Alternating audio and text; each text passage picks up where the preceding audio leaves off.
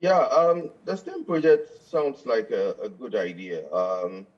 The fact that we are having or designating 28 of them spread across the country will probably decentralize the STEM education aspect of it. Right. But the issue that I have is, what about the large majority of SHS students out there or secondary students out there that are still doing secondary education in science? One of the things that is very, very problematic is the fact that in a lot of SHSs, even the teachers who teach science are, are not trained well enough to teach it. Those who teach math are not well trained enough well to teach it. And they are one of the reasons why a lot of students do not do science. Right. I quite remember even way back when I was writing my O levels. One of the reasons why I did not progress in science was because there was a lack of science equipment for me to do some of my physics experiments, for example. And these problems persist till today. I wrote this about 25, 20, no, about 28 years ago. But these problems still persist today. You have the situation where a lot of secondary schools do not have basic apparatus or apparatus for simple experiments.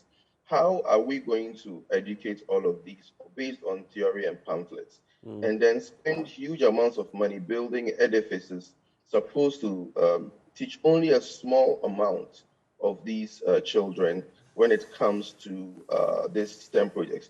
So while these are very interesting in terms of the potential that they have, I believe that it should have been a more spread out approach to as many SHSs as possible to improve the capacity not only of the buildings or the edifices, but of the teachers themselves. A lot of people do not do advanced mathematics just because of the type or the mentality around how the teachers teach mathematics.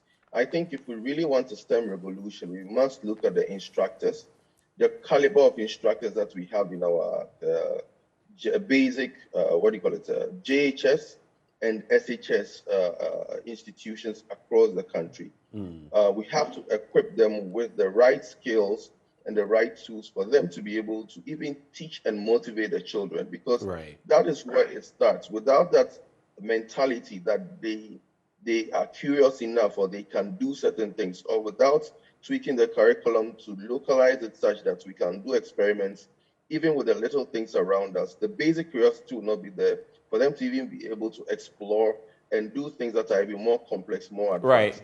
Right. Thank you for watching. Subscribe and click the bell icon and get notified every time we share something interesting. We would love to have you on there.